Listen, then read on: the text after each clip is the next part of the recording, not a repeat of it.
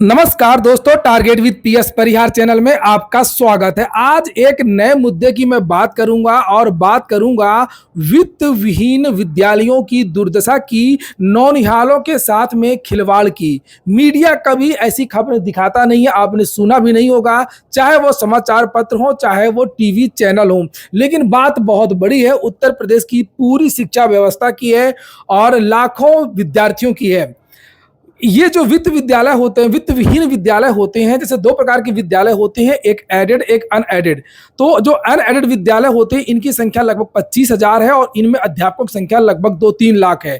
तो आज अखिलेश यादव जी हमारे साथ में है। अखिलेश यादव जी पूरी बात बताएंगे, जो जूनियर भर्ती की भी कोर्ट में लड़ाई लड़ रहे हैं। तो अखिलेश जी, आप बताइए कि आखिरकार मामला क्या है, किस प्रकार से शोषण होता है, किस प्रकार से नियुक्तियां होती हैं। जी नमस्कार पीएस परिहार भाई, मैं अखिलेश यादव आपका तहे दिल से स्वागत, अभिनंदन और वंदन करता हूं। आज आपके इस पीएस परिहार यूट्यूब चैनल के माध्यम से पूरे उत्तर प्रदेश में जो दोहरी शिक्षा व्यवस्था लागू है, आज उस पर हम वीडियो के माध्यम से अपनी बात को पूरे उत्तर प्रदेश के छात्र छात्राओं के बीच में, अभिभावकों के बीच में, वित्त विहीन शिक्षकों के बीच में, प्रबंधन तंत्र के बीच में रखने का काम कर रहा हूं। आज उत्तर प्रदेश में दो ऐसी संस्थाएं हैं, शैक्षणिक संस्थाएं हैं, जो पूरे उत्तर प्रदेश की शिक्षा व्यवस्था को दो भागों में बांटने का काम कर रही हैं। और ये दोनों शैक्षणिक संस्थाएं जो शिक्षा देने का काम कर रही हैं, माध्यमिक शिक्षा परिषद द्वारा संचालित हैं। ये उत्तर प्रदेश सरकार किस तरह से और कैसे शिक्षा व्यवस्था को दो भागों में बांटकर उत्तर प्रदेश के उन तमाम शिक्षकों को मूर्ख बनाने का काम कर रही है। शिक्षा के नाम पे अभिभावकों को ठगा जा रहा है, शिक्षा के नाम पे छात्र छात्राओं को ठगा जा रहा है। आज इस वीडियो के माध्यम से हम इन सारे मुद्दों पर बेबाक तरीके से अपनी बात को रखने का काम करूंगा।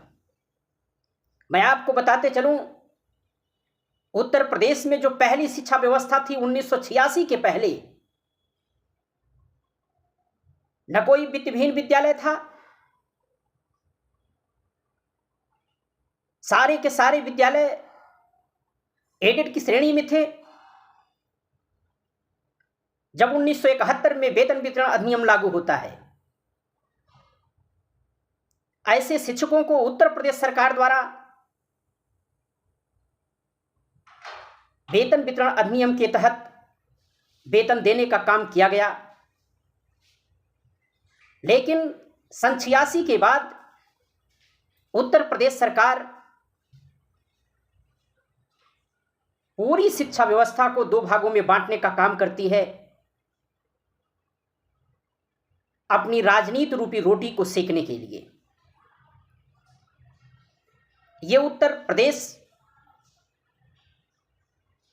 जिसे लोग उत्तम बनाने का सपना देख रहे हैं, मैं उनको बताना चाहता हूं, जब तक हमारी शिक्षा व्यवस्था उच्च और उत्तम नहीं होगी, अच्छी नहीं होगी, हम उत्तर प्रदेश को उत्तम बनाने का जो सपना आप लोग उत्तर प्रदेश के उन तमाम नवयुवकों को दिखाना चाहते हैं, उन तमाम अभिभावकों को दिखाना चाहते हैं, छात्र छात्राओं को दिखाना चाहते हैं, वो उत्तर प्रदेश का उत्तम स्वप्न कभी पूरा नहीं हो सकता जब तक हमारी शिक्षा व्यवस्था साफ सुथरी नहीं होगी। आज स्थिति यह है कि एक तरफ जहां सन 86 के बाद से शुरू हुई वित्त विहीन व्यवस्था, वहीं दूसरी तरफ वित्तपोषित व्यवस्था, वित्त विहीन व्यवस्था आज उत्तर प्रदेश में मैं समझता हूं कि लगभग शिक्षा के क्षेत्र में 85% शिक्षा व्यवस्था को अपने सिर पे लेकर के ढो रही है। और ऐसे विद्यालयों में जो शिक्षक कार्यरत हैं, उत्तर प्रदेश सरकार द्वारा उनको एक भी रुपए का आर्थिक सहयोग नहीं दिया जाता है। जबकि वहीं वित्तपोषित व्यवस्था, उसमें पढ़ा रहे शिक्षकों को जिसकी नियुक्ति माध्यमिक शिक्षा सेवा चयन आयोग द्वारा होता है, ऐसे शिक्षकों को 80 से 85 हज़ार 1 लाख व सवा लाख तक वेतन देने का काम उत्तर प्रदेश सरकार करती है। आज ऐसे उत्तर प्रदेश में विद्यालयों की संख्या लगभग 8 से 10 हजार है।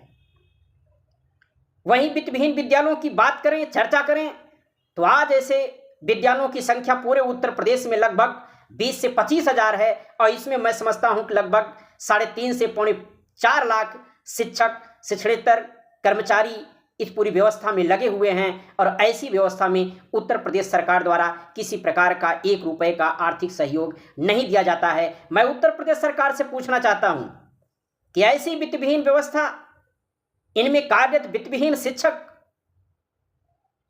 जिनको आपके द्वारा 1 रुपए देने का काम नहीं किया जा रहा है, आज उन परिवारों का भरण पोषण कैसे हो रहा है, ये एक अति महत्वपूर्ण सोचनीय और विचार करने का विषय है।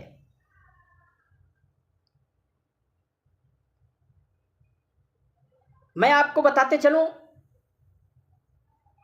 कि उत्तर प्रदेश सरकार द्वारा यूपी बोर्ड के माध्यम से इन वित्तविहीन विद्यालयों के जरिए हमें इस बार मूल्यांकन करने का सौभाग्य मिला। हम यूपी बोर्ड का बहुत बहुत आभारी हैं। लेकिन इस मूल्यांकन के दौर में जो हमारे द्वारा कापियों का मूल्यांकन किया जा रहा है या इन वित्तविहीन शिक्षकों के द्वारा मूल्यांकन कार्य किया जा रहा है, क्या वो सही है अथवा गलत, ये उत्तर प्रदेश के हर छात्र छात्राओं को सोचना चाहिए। ये उत्तर प्रदेश के उन अभिभावकों को भी सोचना चाहिए कि जिन वित्तविहीन विद्यालयों में हम अपने बच्चों का दाखिला करा रहे हैं, क्या ऐसे विद्यालयों में प्रधानाचार्य, प्रवक्ता, सहायक अध्यापक और शिक्षकेतर कर्मचारी का पद है अथवा नहीं। क्योंकि मैं आपको बताते चलूं कि सन 86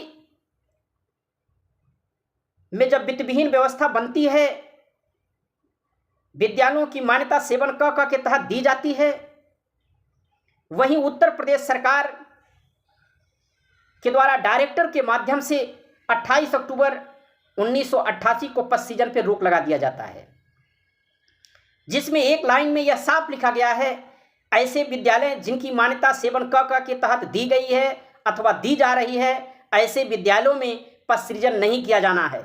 मैं उत्तर प्रदेश सरकार से ये पूछना चाहता हूँ, यूपी बोर्ड से मैं पूछना चाहता हूँ कि अगर इन विद्यालयों में प्रधानाचार्य, शिक्षक, शिक्षकेतर कर्मचारी का पद नहीं है, तो ये उत्तर प्रदेश सरकार मुझे यह बताने का काम करे कि ये यूपी बोर्ड इन विद्यालयों के द्वारा जो मूल्यांकन पत्र जारी कर रहा है, मूल्यांकन करने के लिए किस आधार पर जारी कर रहा है, अगर इन विद्यालयों में प्रधानाचार्य, शिक्षक और शिक्षकेतर कर्मचारी का पद नहीं है। ये पूरे उत्तर प्रदेश के उन छात्र छात्राओं को भी सोचना होगा, ये पूरे उत्तर प्रदेश के उन अभिभावकों को भी सोचना होगा कि कहीं ये उत्तर प्रदेश सरकार यूपी बोर्ड के माध्यम से, इन वित्तविहीन विद्यालयों के माध्यम से हमारे छात्र छात्राओं का गला तो नहीं घोट रही है।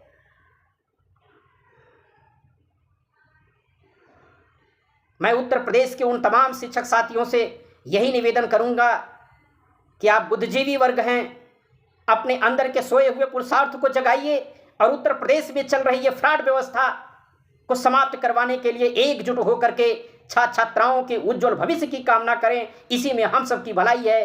धन्यवाद।